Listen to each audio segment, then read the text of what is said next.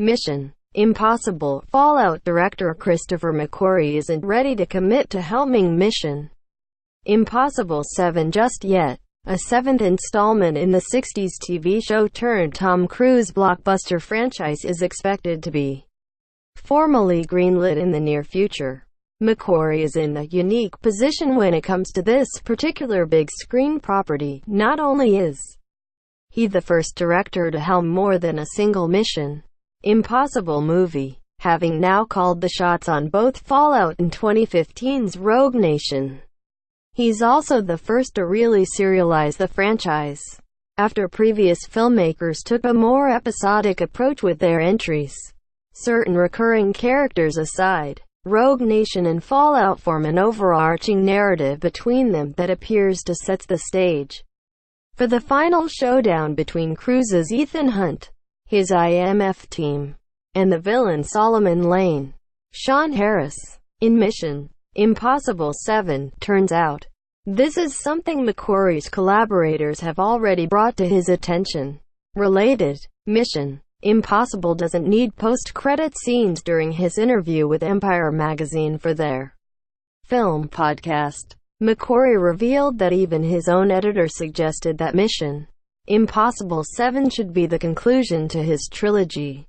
Back during post-production on Fallout, however, the filmmaker wants to take a break before he agrees to making another Mission Impossible film, especially now that Fallout has been all but universally declared the best action movie of 2018 by critics and general moviegoers alike. Fallout editor Eddie Hamilton, every day in the editing room, was like, "Come on, man. It's obviously a trilogy. You're coming back. You have to finish it. You didn't kill Lane." And I was like, "It's somebody else's problem, Monsieur Tom Cruise has asked. The studio has asked." And I was like, "You know, maybe I've got an idea for," and then the reviews came out and I was like, "Get out of here. Just stop." I felt so bad for the director of Mission Impossible 6, and I feel even worse of the director of 7.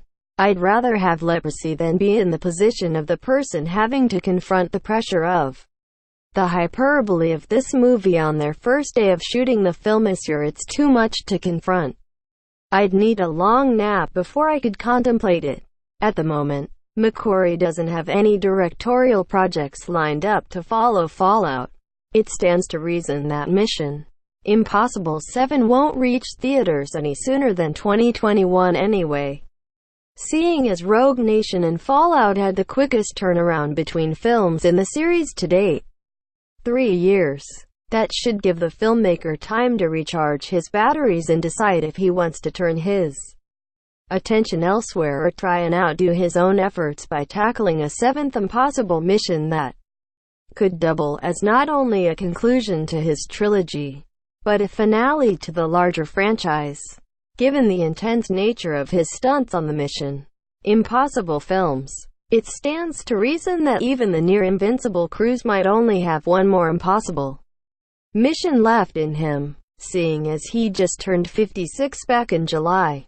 Therefore, it would be all the more fitting for McQuarrie to be the one who sends Cruise as Ethan Hunt riding off. Okay, hanging onto a spaceship is more likely into the sunset. With Mission Impossible 7, Fallout's solid run at the box office has all but guaranteed that a seventh film in the series will happen.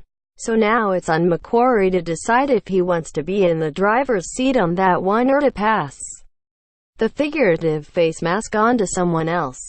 We will bring you more details on Mission Impossible 7 as they become available.